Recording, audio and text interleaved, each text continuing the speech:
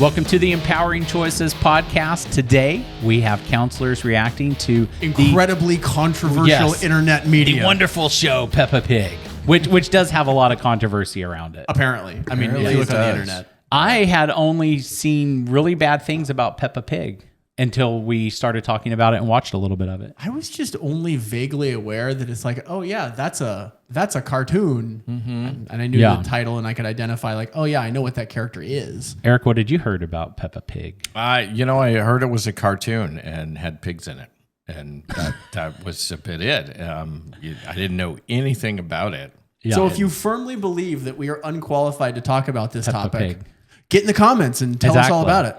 But we have now watched some Peppa Pig. We've watched, Well, people can believe we're firmly unqualified to talk about it. That's, that's So I feel like the majority of what I saw was like other parents being like, I'm not going to let my kid watch Peppa Pig because Peppa's a terrible person. And so that's kind of all I knew going into it. So we have a couple of clips that we're going to watch and we're going to talk about what we saw. And then we have like an article that has like, it's 8 reasons why. Actually, I'll just, can I? No, you have the URL for this. It's from hang on. What does it say? Good2.com.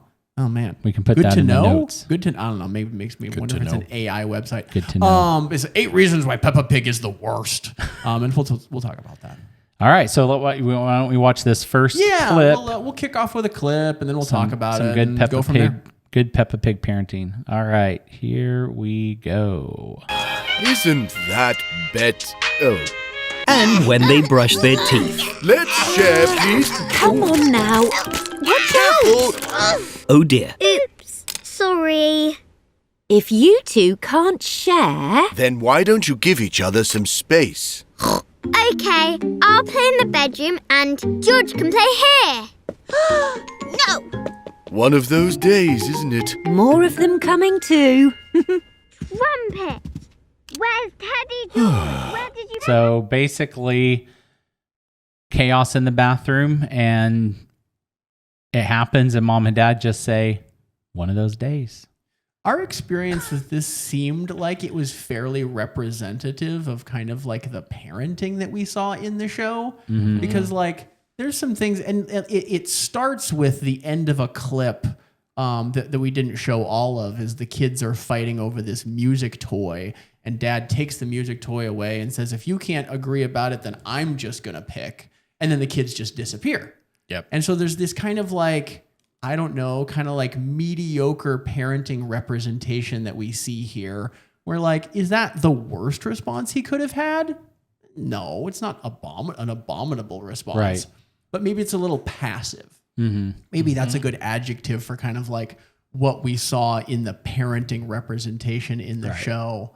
But it's not a show about parenting, right? Like it's not like these are directions for parenting. It's a show for 4-year-olds. So what are your expectations? Right. And I think that was the other thing I kind of realized watching some of this, and we talked about, as we're in contrast to Bluey, which is the best show on the planet. I genuinely like that. Yeah, and it has like a lot of thought has been put into it, right? Mm-hmm. And it's like cool for parents and for kids. This edits just kind of seems like a show for kids, like that. Like I didn't leave these with any profound impact on my life. Right. It's if you put up against past shows. I mean the Mickey Mouse cartoons, entertainment, Looney Tunes, entertainment, Muppet Babies, entertainment. Mm-hmm. I mean, it's just a show made for that age, that you can have it to, use, and they can watch it in their house if you want to. Right. But it's not, I mean, like, you were mentioning, there wasn't a lot of intentionality, in the parenting. When we first saw that, I'm like, if my kids are like firing off the toothpaste and where you get toothpaste that will fire off like that, first of all, that would be impressive. I'm not just going to stand there taking the toothpaste, paintball shots. Mm-hmm. I'm going to be like, that costs money. What are we doing? We don't do that. That's not what I'm going to be stepping in, not just letting it happen. And then you just kind of go, like you said, well, it's one of those days. It's like, no, because I'm also going to be looking in there. If I know my kids, then I can read them as to going for the toothpaste and got it. Here, let me help. Oh, kind of like a preloaded intervention. You're prepared. Piece. Yeah. You know that when they head in there, that is going to be something that, they're doing it. They're kids, Right. And so I totally get it. But I'm not the victim in the room. It's something that I can step into and have some intentionality about how I want to teach them the use of toothpaste. I've had lots of parents that have come into the bathroom and the entire thing of toothpaste is there, all squeezed out in design pieces with pre-artists who are working with this, because then it comes to the finger painting, right? Right. The and what they're going to finger paint with that on there. So if I know my child has creative intentions or impulses, I might put the toothpaste out of reach. Yeah. Sure. Well, there's a lot of things in there of like, be intentional, plan ahead, think ahead, know your kid, right? Right. In very kind of specific things that you could do if your child had a risk for those kinds of things. And while they were passive, I would say on the flip side, they also weren't overly aggressive in a way that you're like, so I do appreciate that some, because even though from a parenting standpoint, I want a little more, I don't want to be that passive. I want to get control of those things, but I would probably prefer to not freak out over the just, just thinking that the whole world has come to an end because the kid squirted toothpaste. So. Sure, that would be a different problem that they were avoiding. They avoided the problem of freaking out or being aggressive, right? By being overly passive, right? I mean, and those are directions you can go too far either way. One of the things I noticed that they did in that cartoon is once it had happened and the parents did kind of begin to talk, the faces of the pig kids got red. There was that in there. Yeah. There was this embarrassment and blushing. So it's like, okay, now I get it. Because, some kid's just going to be a kid. Right. And that embarrassment piece, I know my kid not really trying to do this on purpose. They got carried away with whatever the emotions were. As the parents are saying, listen, if you two can't get along, because here's their intentionality kind of parenting, maybe you shouldn't spend any more time together today. Immediately, the older goes, oh, good idea. I'll go play in the bedroom. You stay here and play with mom and dad. So she just commandeered the entire bedroom and toys to herself. Right. And I'm like, you should know that about your kid. Which one's going to really angle the other one out? Right. Because this really is about sibling rivalry. That's what the whole big the whole thing. About. And so, my experience with sibling rivalry is that you're going to need on these days to be stepping into it more. And so then it could be a parent could say, that's an interesting idea. All right. You get the first half hour in the bedroom, and your brother gets the first half hour with us in the living room, and then we will come and let you know when the switch is going to occur. And there is some at the end of this little, I don't know, whatever episode where the mom does intervene a little bit more. She does. Because the mom is pregnant in this scene and there's like another baby coming. And so she talks about the two of you are going to have to learn how to be good examples for your incoming baby sibling. Have you been doing a good job about that today? And they're both like, no. And so there's some good examples there. We showed the maybe not as good example because that felt more representative of what we were seeing overall. Right. So there's not always abominable parenting demonstrated here. Oh, not at all. In fact, I wouldn't even call it abominable. No. Not. Yeah. And the dad piggy, I mean, he spends time with them in the bedroom and is, kind of talking with them a little bit about, getting along, and he brings the baby part that you mentioned in as well. And those are good pieces to help. in a cartoon like this, it goes way smoother. Oh gosh. Yeah. Well, that's like one of the downsides if I'm going to comment on like Bluey, right? Of like, it's a TV show. Right. So everything's solved in 8 minutes. Right. You know? So like, Or even a sitcom, unless it's the old Roseanne show, it's all solved in that half-hour piece. 20 minutes, 45 minutes, whatever the show is. Right. Whereas Roseanne's pieces were kind of, at the time, a little more realistic in some different ways. Yeah. Which she patterned that show after the family that she grew up in. And so it wasn't just this Brady Bunch, everything gets handled, because the Brady Bunch did, episodes on sibling rivalry. I mean, they had a bunch of them, and, Cousin Oliver that came in for a while. And so they had, lots of opportunities to kind of work with those pieces. And the parents or the housekeeper had to step in at different times and try and help the situation, with some more intentional parenting, to help the kids, learn needed lessons if they were going to get through this. So there's one of the things that I think it's in this list, and it's also one of the critiques that I've heard about Peppa Pig particularly. Yeah. So on this particular website, it's their number 4. Her blatant rudeness when it comes to her friends, we're seeing the okay, so they call out she's a mean older sister. So that's the sibling stuff. But then they say she's mean, right? And then so I don't know how the examples of stuff that we saw, and we watched a bit of it.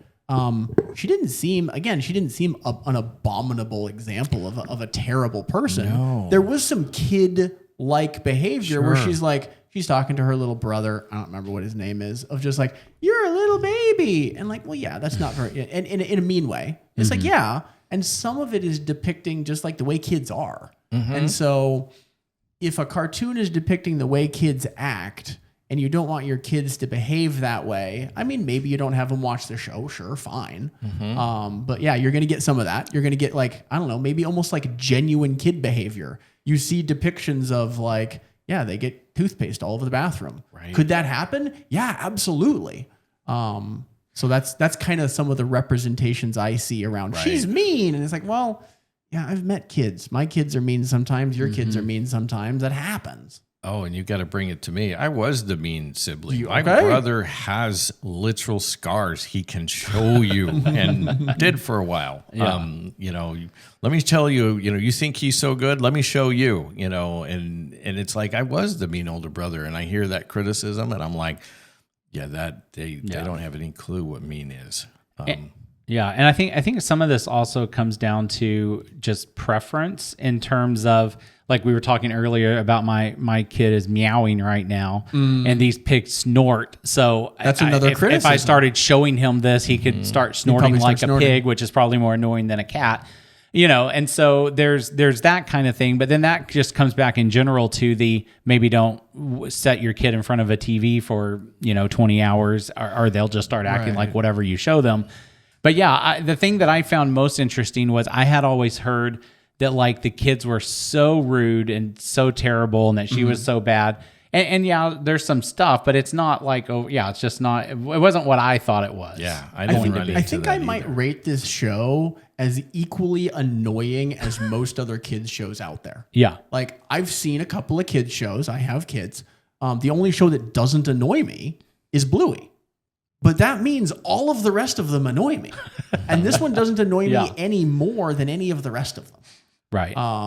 Because the narrator in the background is like, oh my goodness, why? Yeah. Right? That's not, I'm not a fan. Yeah. But again, I don't think it's any worse than Blue's Clues and Dora the Explorer and those probably aren't even actually the and the only other now. thing I would say is, at least in what I watched, there's zero education in these, and at least some of these other kids shows, you could go, that's annoying. Blippi is annoying. All these things are annoying, but they're actually teaching this is a fire truck, and these are wheels, and this is an engine, and and this is just kind of here's that Big Red Dog, vapid, empty content. Big Red Dog is Clifford. Was Clifford? That had an educational base. That one bugged me. But and at the same time, it's just that's a taste thing. Right. I mean, some of my cartoons bugged my parents. Right. And I just, chalked it off as they're old and have no idea what taste is. Which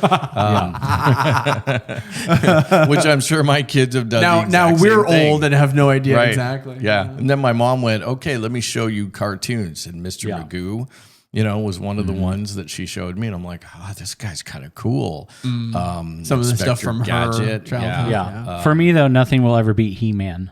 So that was the pinnacle. That was the pinnacle of my. That one annoyed me crazy because He-Man up against the Transformers. Yeah, there's and that wasn't even my generation. Yeah, He-Man. Yeah, He-Man. I think that would be my Captain Caveman. Captain was Caveman. the Okay. Yeah, heard of that one. That was me one either. that was in there. Scooby Doo. Okay. In that genre, I think they came from I think they came from the same place as person. He-Man. So I think we have another clip. Well, before yeah. you say that, I would just say my overall review of Peppa Pig, if you put it in a nutshell, is it's like so much kids programming out there. Yeah. I don't find it any better or worse than a lot of things. Yeah. Right. So that's my super broad review of it.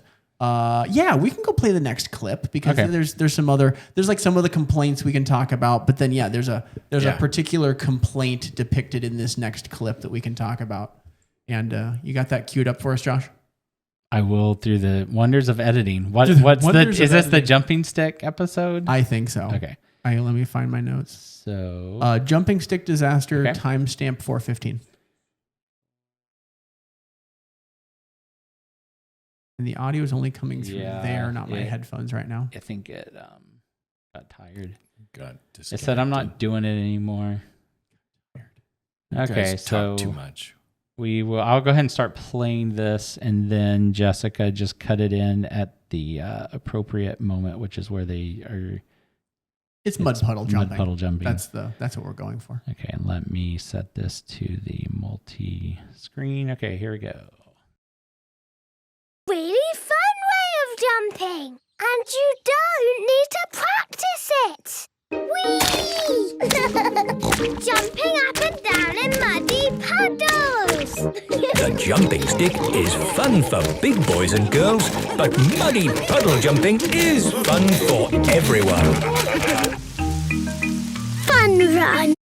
Because she's a pig, they come back to the theme of being in mud. Right. Like we were watching a different episode where the entire landscape turned to mud. Yeah. And that was, and so I was thinking about it, I'm like, well, why is mud such it's a pig. It's a pig. I mean, why does she oink? Oh, it's a pig. Right. So there's some of those themes that they come back to because she's a pig. Mm-hmm. And so one of the complaints about Peppa Pig is she jumps in mud so much and my kid watches this show and now my kid jumps in mud so much and I don't like it. They get dirty. We were talking that's about the complaint. this yesterday. We were. Yeah, as we were reviewing all we this were stuff. looking at some of this stuff. And it's like, for 10,000 years of human history, do you know what kids have done with mud puddles?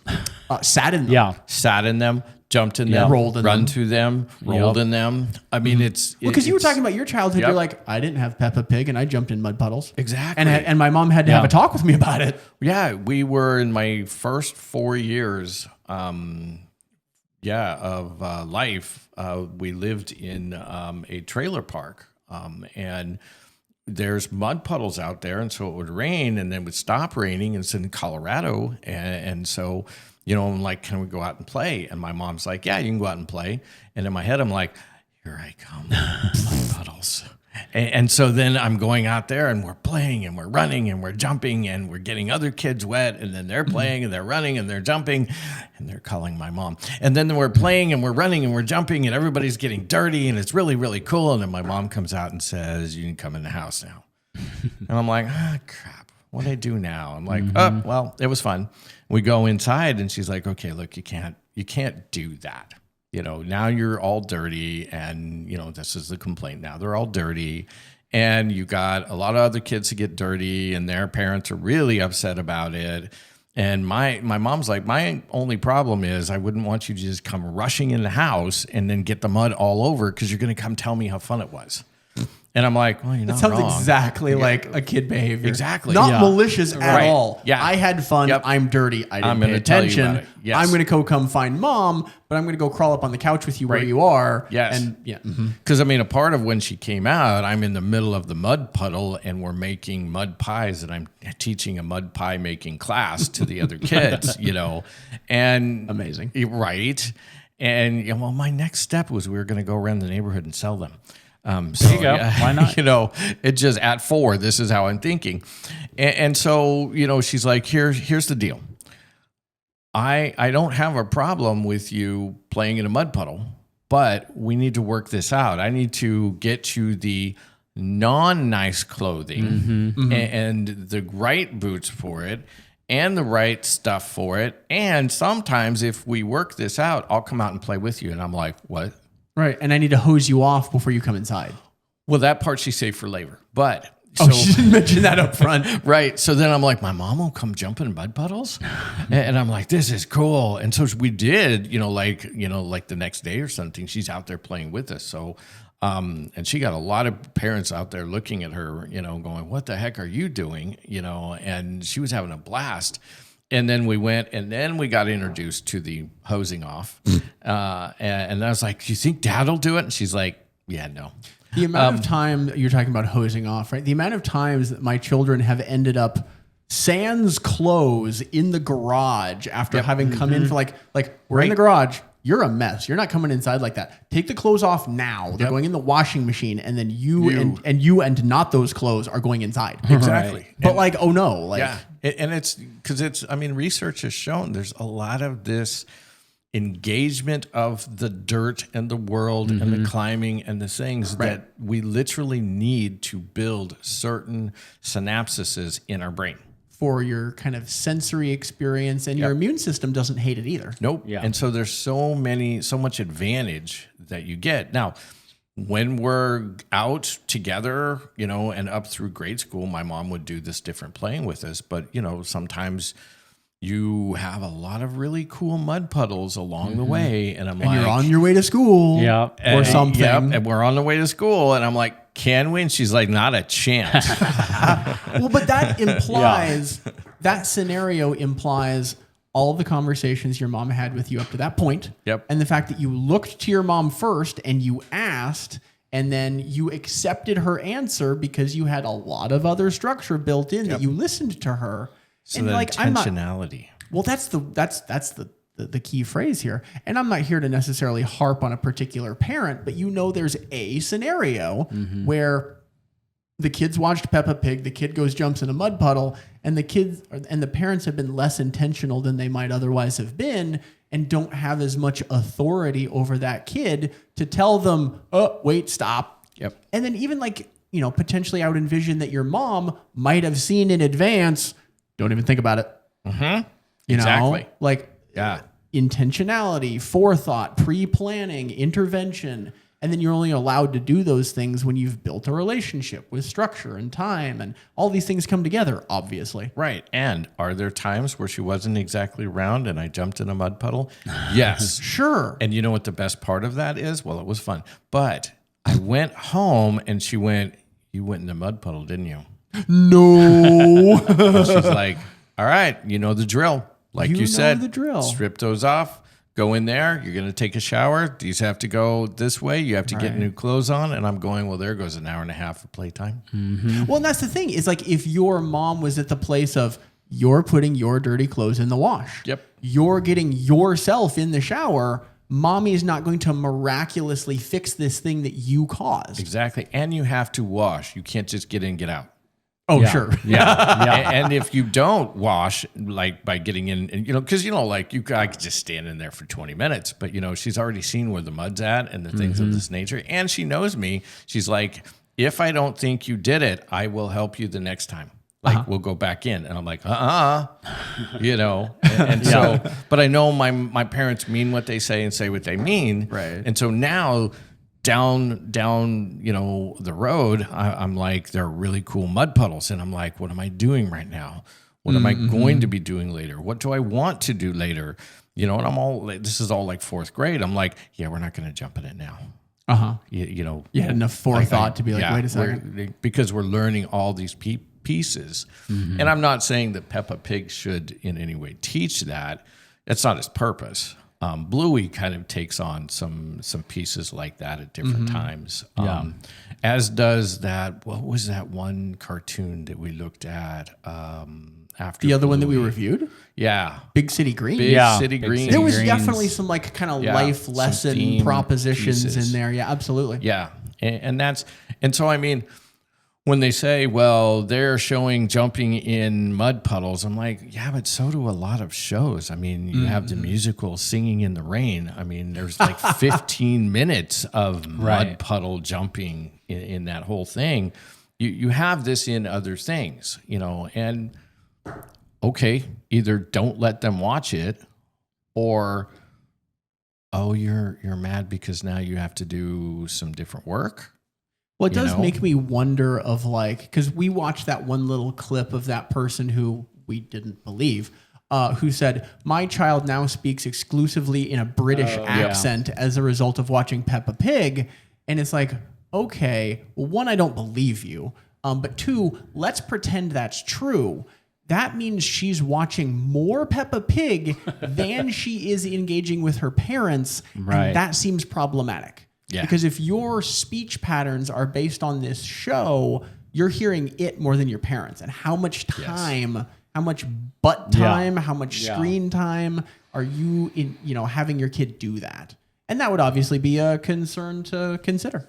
Exactly. Or it would, be something you should look at them for Asperger's because, Asperger's people will pick up the echoing accents and the, very easily and quickly. Sure. So it might be something that, it's a tip-off. Yeah. But those clips were not even long enough to hear an entire sentence. Well, that was so interesting when we were researching for this episode is there's a lot of media out there that shows 3 seconds of Peppa Pig and then puts a caption on the screen or somebody's commentary saying, this is why she's horrible. And we actually spent some time trying to watch like full episodes and in context. And my impression is that in context, it's not as bad as the videos that are critiquing it make it out to be. Yeah. Exactly. And I kind of feel like it's a reflection of our culture. People are just here in the West going, there's one little thing we don't like, and then just blowing that up to, that's a horrible person.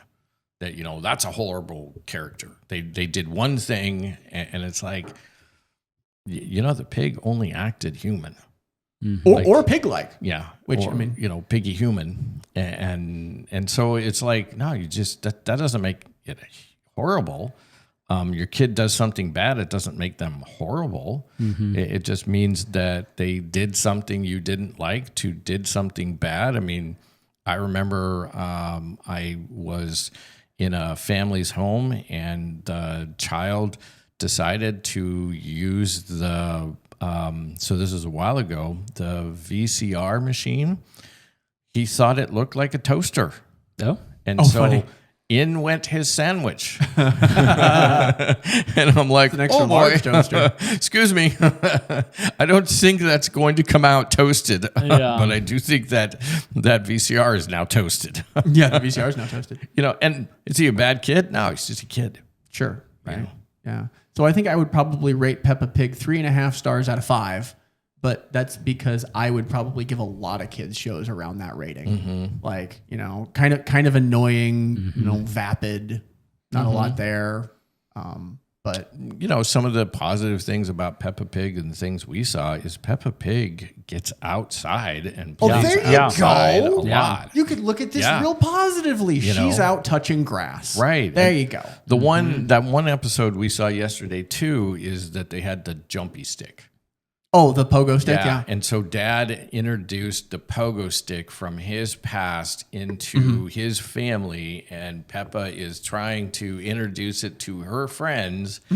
And the first attempt didn't really go well, but as it went on, it's this new experience that is kind of crossing the generations, and it's she's outside playing, and each of her different friends had a different thing You know, a toy and a bike and a bouncy ball. One had, you know, the scooter, you know, and so, you know, there's some interesting things that are also encouraged there in Peppa Pig that, you know, seem kind of cool. I mean, that was my childhood. They're like, if you're not playing inside, you're going outside. If you're telling us you're bored, that you don't have anything outside or inside, then we have chores. And we're like, oh no, we got I'll find something. Things. I'll go play in a mud puddle. Well, and that also reminded me, so mirror neurons help us to emulate different behavior. That's why you see your kids wanting to jump in the mud puddle.